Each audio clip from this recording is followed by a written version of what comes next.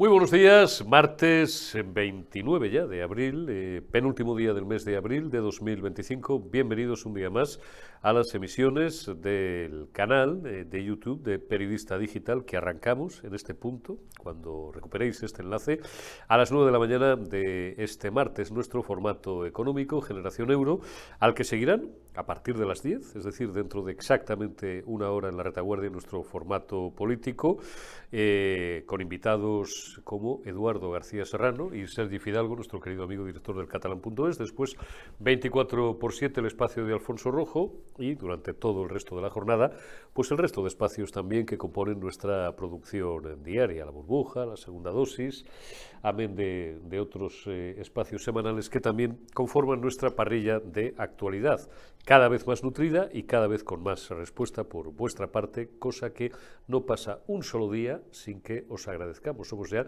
902.000, 903.000 suscriptores y vamos ya camino del millón.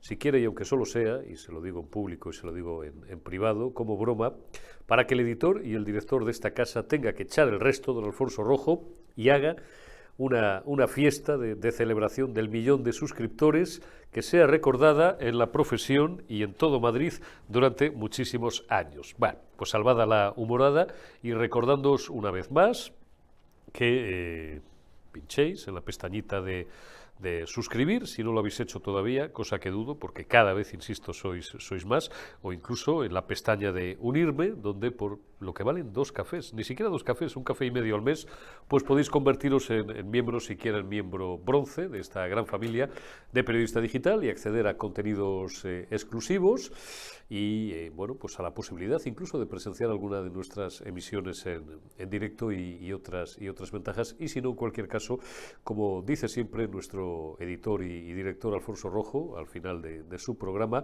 nos basta con que estéis ahí todos los días, porque sois nuestra fuerza y sin vosotros nada de esto sería posible, y nos basta también con que viralicéis, con que cada uno de vosotros viralizara y enviara este contenido a través del WhatsApp, que es la vía más directa y más sencilla de la que todos disponemos, a 5, a 8, a 9, a 10 amigos, familiares, compañeros de trabajo, a ese cuñado socialista que os toca las narices todos los días y queréis contraatacar, pues enviadle cualquiera de nuestros contenidos y con eso también nos ayudáis a hacernos virales, a obtener más visitas y más presencia y un mejor posicionamiento en la plataforma e, insisto, nos ayudáis muchísimo.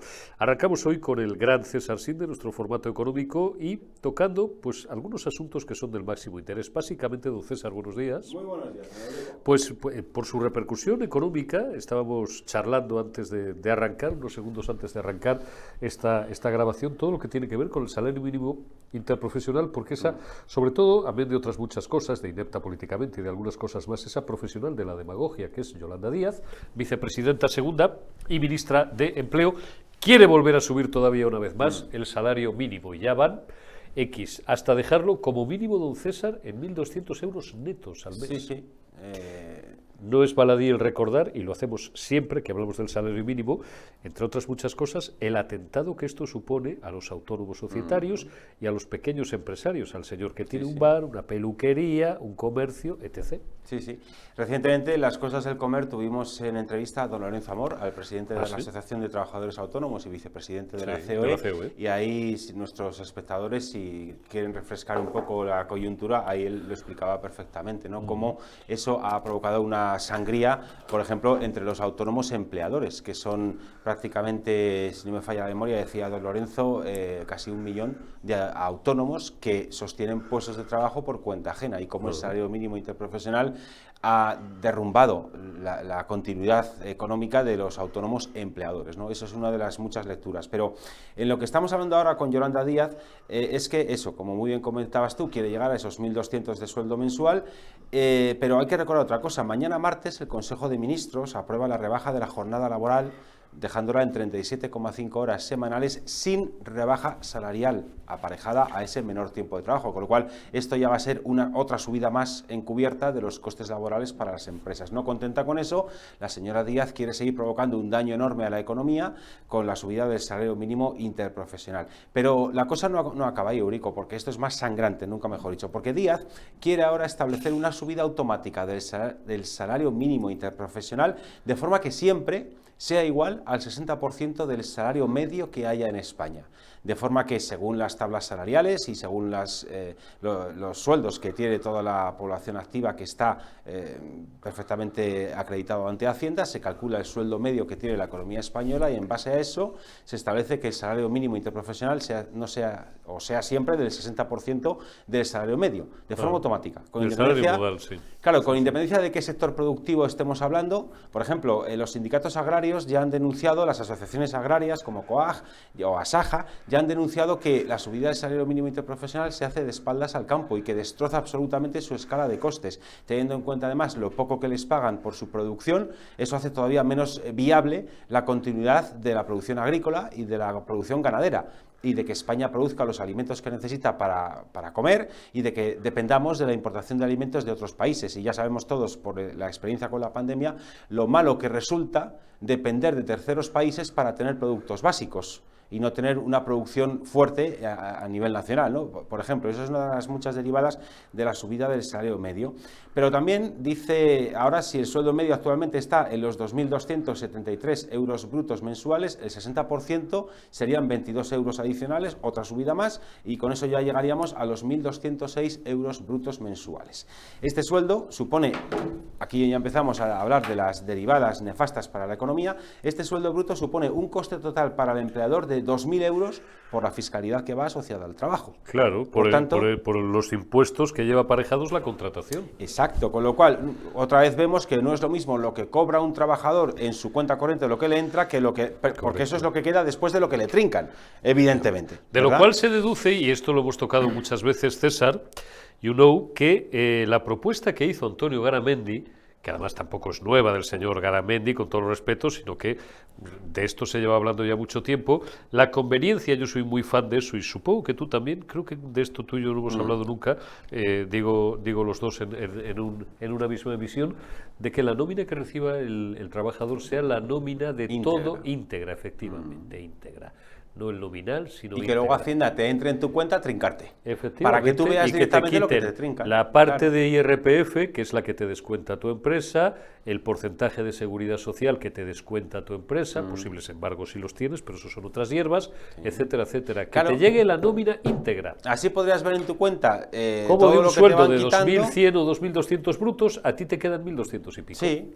¿O 1.300? Y luego ya, para aumentar todavía más la propuesta, yo añadiría, que me parece genial esa propuesta del señor Garamendi, o que el señor Garamendi habló de ella, aunque no es de su autoría intelectual, evidentemente. No, pero abogó por ella, fue el último hace ¿cuánto? 2 años o así. Sí, pero yo además iría más lejos, y es que Hacienda por cada trinque que te haga de tu cuenta especifica el concepto. Y entonces veríamos contingencias comunes, fondo de seguridad social, FOGASA, formación para el empleo, seguridad social, las putas de Ábalos, y entonces ya vemos lo que le cuesta a cada uno. Iba a decir de una de las furcias de Ábalos. Tal. Eso es, para que el señor, hombre, es que el señor Ábalos tiene que tener sus meretrices, ¿no? Dicho más finamente. Bueno, es que Ábalos, como aquel político de finales de los 80 que le trincaron las grabaciones, que decía que quería, le envío un abrazo y sin acritud, que decía que él se quería comprar, fíjense, lo que hemos evolucionado, un Opel Vectra, y que era muy caro, y que él, tú ya sabes quién es, y que necesitaba, era de la parte de Levante, y que él necesitaba mucho dinero para vivir. Sí, ¿no? Sí, sí. Todos necesitamos mucho dinero para vivir. Todos necesitamos. Yo tengo mucha imaginación y tú también. Claro, cuantos más impuestos más bajos, mejor. Pero me había dejado también una serie de datos que me parecen muy sangrantes de las consecuencias de la subida del salario mínimo interprofesional, para que se vea como una medida buenista con los que todos en nuestro sano juicio podemos coincidir, como que la gente tenga más renta disponible. Cuando se hace by Yolanda Style, lo que provocamos es un destrozo. En lugar de bajar impuestos para que la gente tenga más renta disponible y el dinero le cunda más, por cierto, dinero que gana trabajando y es su propio dinero, no, aquí disparamos los sueldos y provocamos un daño enorme a la economía. Por ejemplo, Cepime ya denunció en 2024 que las subidas del salario mínimo interprofesional se habían traducido en el cierre o en la quiebra de más de 7.500 pequeñas y medianas empresas, que se dice pronto. Pero para quien diga que Cepime es una organización que no tiene credibilidad, porque siempre hay gente muy ideologizada, vamos a hablar de una institución que en la actualidad está controlada por un tal Escrivá, que no es muy sospechoso de ser contrario a Pedro Sánchez. Dice usted el Banco de España. Claro, que es el gobernador del Banco de España, y el Banco de España ya sacó un informe hace un tiempo que alertaba de las consecuencias de las subidas salvajes del salario mínimo interprofesional. Por ejemplo, el 21% de las empresas contrata menos por la subida de costes laborales. El 10% de las empresas ha reducido su plantilla. Un 32% de las empresas han reducido sus márgenes de beneficio. Y para colmo, un 26% de las empresas han repercutido los costes del incremento del salario mínimo interprofesional a sus precios, lo cual contribuye a disparar la inflación. La inflación en la zona euro está en el 2,4, en España está en el 2,9. Por tanto, claro, la inflación también le viene muy bien al gobierno porque como el gobierno no deflacta la inflación del IRPF, todos pagamos más IRPF. Por tanto, el gobierno encantado con la inflación. Pero como muy bien recuerdan los economistas, la inflación es el impuesto del pobre.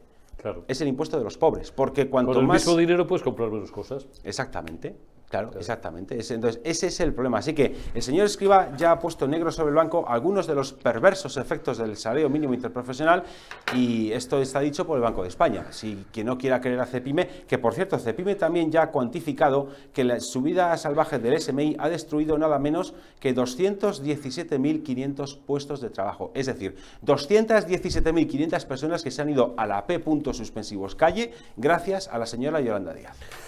Segundo asunto del día, don César. Más Madrid, que son comunistas, les supongo informados de que son comunistas, abro paréntesis, de los cuales en muchas ocasiones he referido yo y millones de personas libres en todo el mundo lo que pensamos, es decir, que los comunistas se dividen en tres: los que son ladrones, los que son asesinos o los que son las dos cosas, o los que son bien pensantes y creen que de estos deben de quedar 4 en el último censo, y creen que esto del comunismo, los ingenuos, esto para que progresen los pueblos, María, y estos son de los nuestros y tal. Bueno, Más Madrid.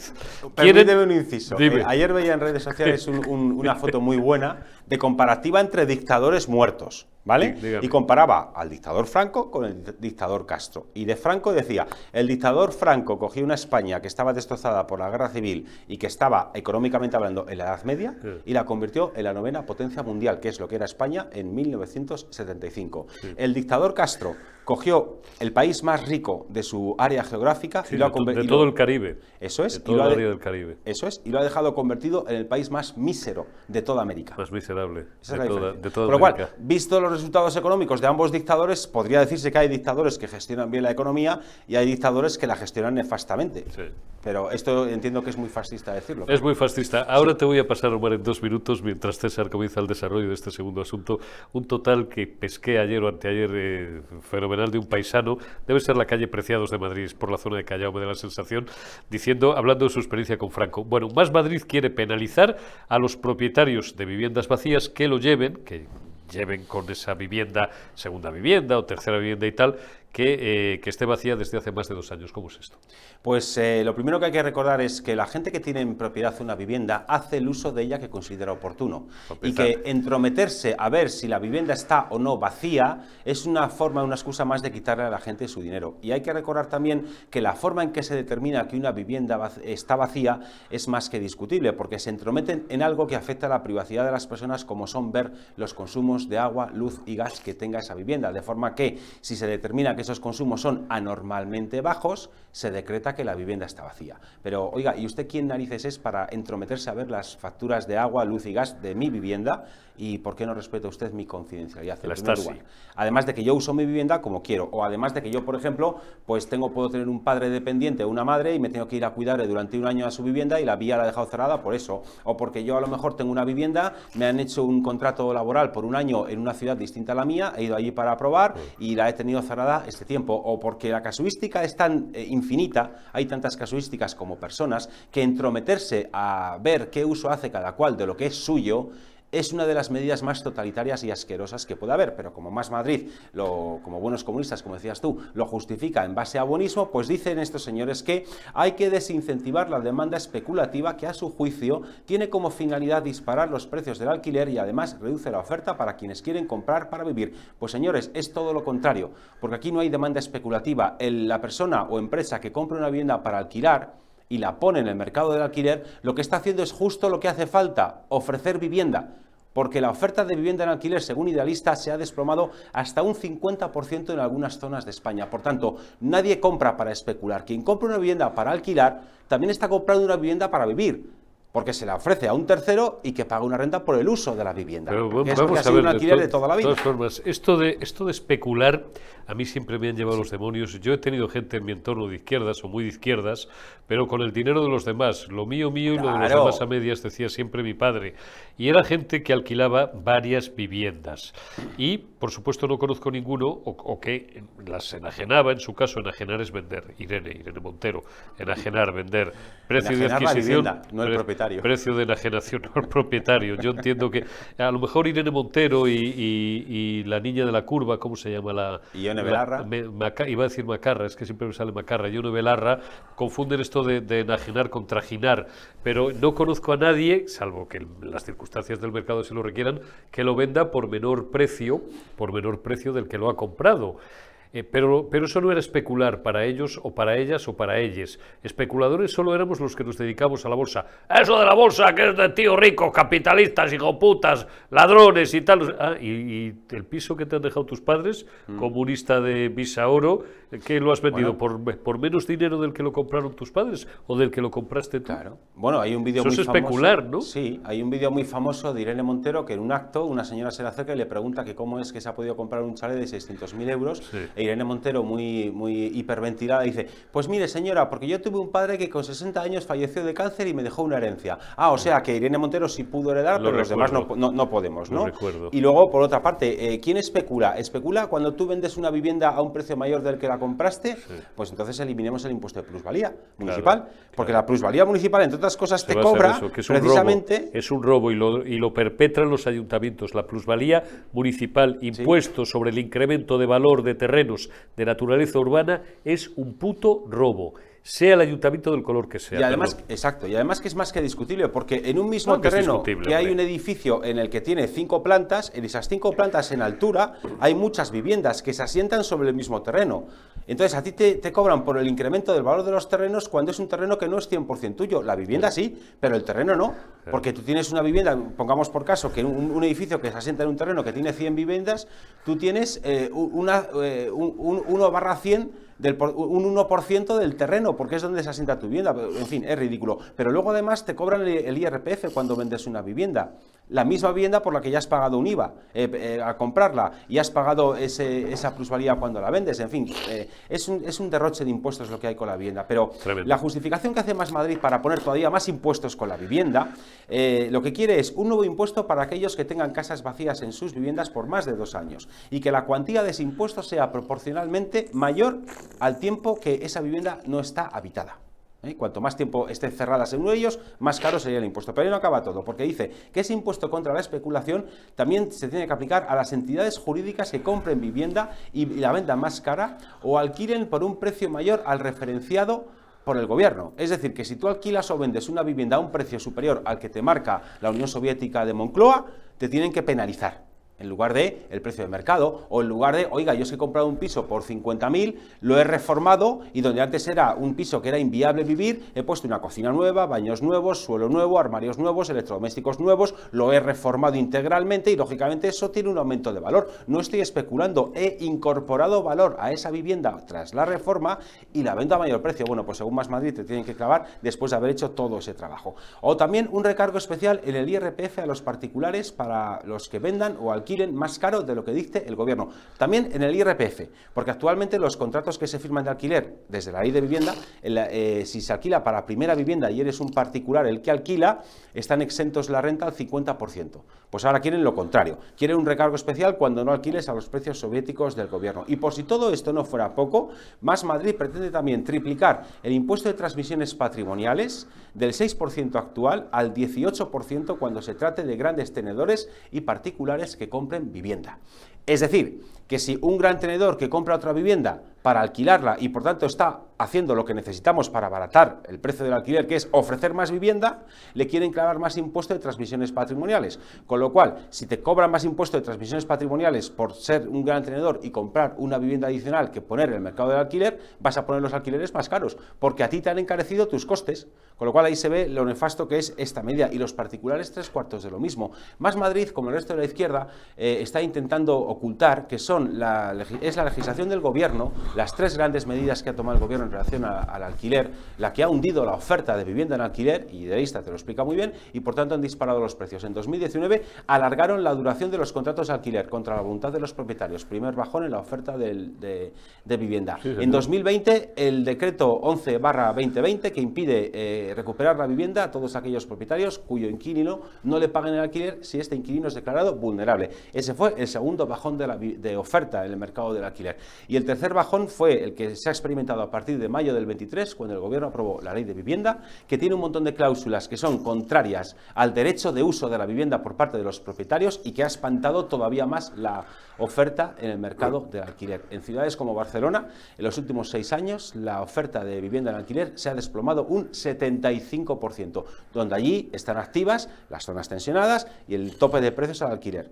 Cuando tú restringes la libertad de los que ofrecen un bien en el mercado, cada vez menos personas quieren ofrecer ese bien. Por tanto, la oferta cae y, por tanto, a quien más se perjudica es a los inquilinos. Por cierto, Pedro Sánchez y la Begoña, no sé quién es, bueno, como están casados en separación de bienes, según supimos no hace tanto, ya no sé de quién era la vivienda, sería de Pedro Sánchez a lo mejor. ¿Cuál de ellas? ¿La de Pozuelo?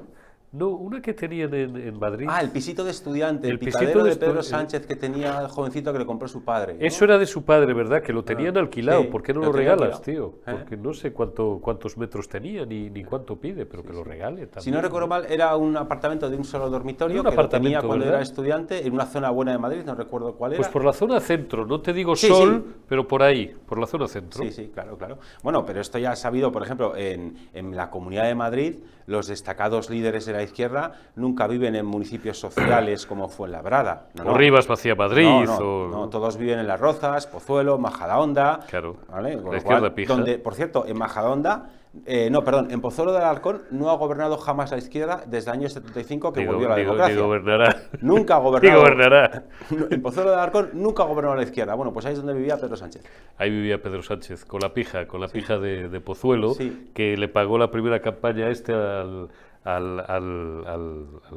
iba a decir, al figura, porque como su hija no estaba acostumbrada a vivir con un muerto de hambre, pues para que llegara a ser secretario general del Partido Socialista y se hiciera alguien en la vida, porque no sería por preparación personal ni profesional, porque era bastante mediocre tirando inútil como licenciado en ADE, además por el María Cristina, con título homologado por la Autónoma, y punto y final. Y además hay que recordar que sí, que el suegro de Pedro Sánchez, como se decía antiguamente, tenía posibles, pero hay que recordar de dónde vienen esos posibles. Sí, bueno, don Sabiniano se dedicaba a tener saunas gays. El dueño de las saunas. Madrid. Típico tío de provincias que llegó allá aquí y le iba bien, que el hermano era de Fuerza Nueva, estaba en los entornos de nuestro querido amigo Miguel Bernat, que se movía en esos entornos, y anda que no le suplicó el tío de Begoña, es decir, el hermano de Sabiniano, o Sabiniano directamente, Miguel Bernat, que a mediados de los 80 era un funcionario importante del Ayuntamiento de Madrid y tramitaba este tipo de cosas, que le acelerara, que le agilizara licencias pues para las saunas que tenía repartidas por Madrid. Sí, sí. Es paradójica la historia. Fíjate luego las vueltas que dan las cosas. Pero... Sí, pero bueno, ahí está, ¿no? Y hay que recordar otra cosa. Un tal Pablo Iglesias, que hoy pide dinero a los demás para montar su negocio, en lugar de ir a un banco, pedir un crédito y asumir el riesgo de que si no te va bien, pierdes lo que te han dado y lo tienes que devolver, no. La izquierda, como siempre hace las cosas con el dinero de los demás, el señor Iglesias es un buen ejemplo, porque para montar su negocio pide ayudas o paguitas a los demás y con ese dinero monta su negocio en lugar de ir al banco a pedir un préstamo. Pero había uno que hacía airados e hiperventilados discursos en mítines diciendo: cuando vives en el mismo barrio, cuando bajas a comprar el periódico, cuando no te avergüenzas de dónde eres y tal y no sé qué. Y luego, en cuanto pudo, se compró el Casoplón en Galapagar y dejó de vivir en Vallecas. Y entonces, cuando recordamos estas cosas, mucha gente de la izquierda te dice: ¿y qué pasa? ¿Que por ser de izquierdas o comunista no puedo vivir en un chalet de 600.000 euros? Claro que puedes vivir en un chalet de 600.000 euros, pero luego no criminalices a las demás personas que hacen exactamente lo mismo, que es progresar en la vida, por cierto, trabajando en el sector privado, no en el público, y viviendo acorde a los ingresos que tienen generados por su talento y por su trabajo. Ese es el problema. Claro que ser de izquierdas puedes vivir muy burguesamente, pero luego no criminalices a los demás que viven en ese mismo estilo de vida. Que es que esa es la impostura, o de las muchas imposturas que hace la izquierda, Eurico. Está claro. Mañana, por cierto, y cebo la retaguardia de mañana, vamos a tener a Jesús Fernández Rodríguez con nosotros. ¿Quién es Jesús Fernández Rodríguez? Ahora que ha sacado a colación César Sin del asunto de Pablo Iglesias. Pues la primera persona que le ha echado huevos y ha denunciado a este pájaro por presuntas irregularidades administrativas en la taberna Garibaldi.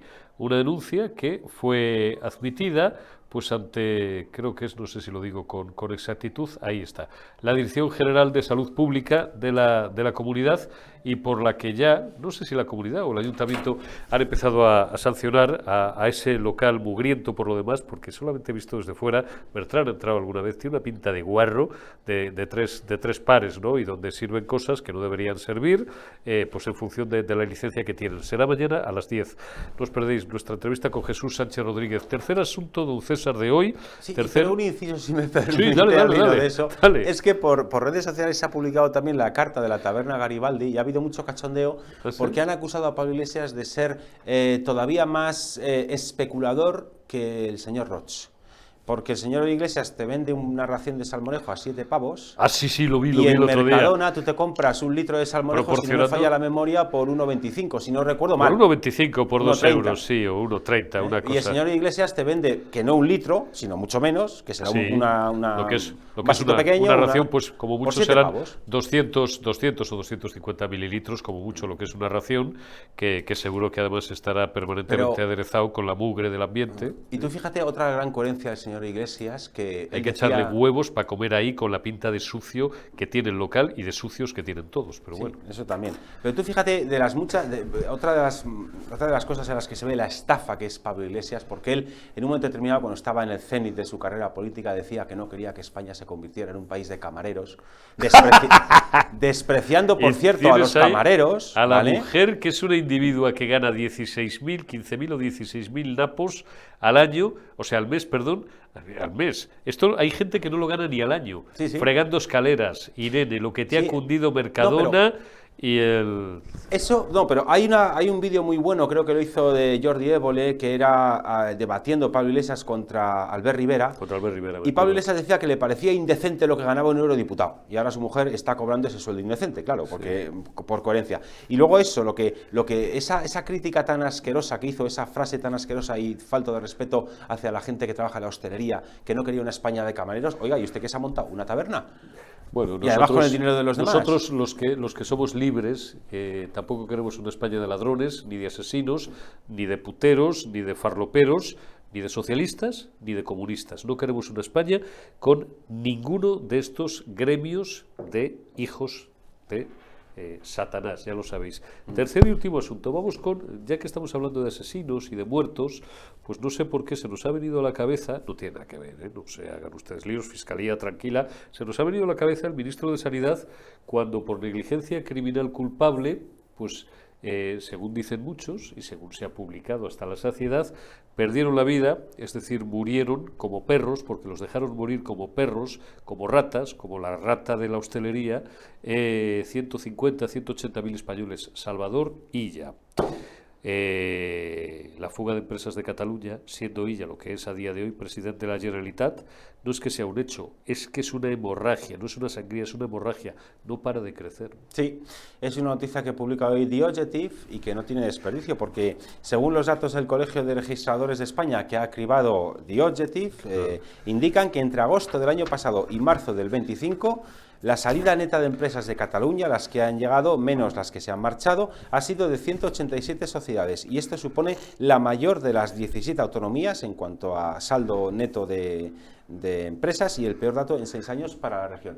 En la información de The Objective, Omar, por favor, pon el cuadro cuando puedas. Ahí la fuga de empresas. Ahí está. Está eso por años, categorizado por años, las entradas y salidas de empresas desde el 17 hasta el 25. Y ahí se puede ver perfectamente el saldo, que el año del golpe de Estado, el 17-18, se saldó con 3.173 empresas que se fueron de Cataluña, en plena vorágine, o mejor dicho, en plena orgía independentista, fueron 3.173 100 compañías las que salieron, cambiaron de domicilio social, pero es que claro, este 24-25... que tanto dice señorilla que Cataluña se ha normalizado, se ha pacificado. Si se ha normalizado y se ha pacificado sería porque antes no era pacífica y no era normal en relación al golpismo, claro. Pero bueno, a pesar de eso, resulta que hay 187 empresas menos en Cataluña, según los últimos datos disponibles, lo cual otra vez desmonta las mentiras del socialismo y del nacionalismo en este asunto.